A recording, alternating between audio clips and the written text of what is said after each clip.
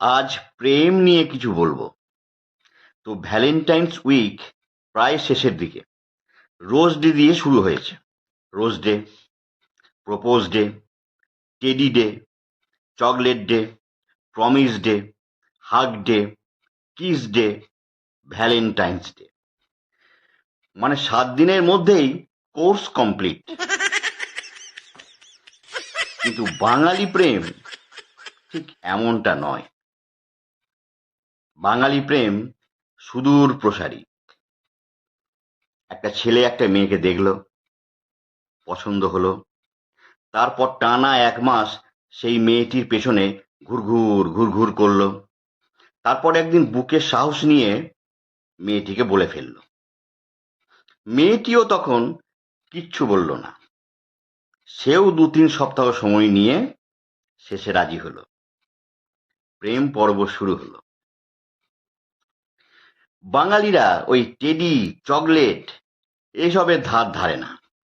কোনোদিন গাছের কুল পেড়ে এনে খাইয়ে দিল, একদিন ফুচকা খাওয়ালো, আর বেশি হলে ওই মোগলাই কিংবা এগরোল, ব্যাস। আর সেই সম্পর্ক যখন কিস কিংবা হাগে পৌঁছায়, তখন তারা নিজেদের স্বামী স্ত্রী বলে মনে করতে শুরু করে। মানে বিবাহের প্রাক মুহূর্ত আর কি। আর ভ্যালেন্টাইন্স ডে হয় বিয়ের 1 বছর পর, মানে বিবাহ বার্ষিকী। বাঙালিদের বিবাহ বার্ষিকী ভ্যালেন্টাইন্স ডে। যদিও ভ্যালেন্টাইন্স ডে কিংবা ভ্যালেন্টাইন্স উইক বাঙালি সংস্কৃতির মধ্যে পড়ে না।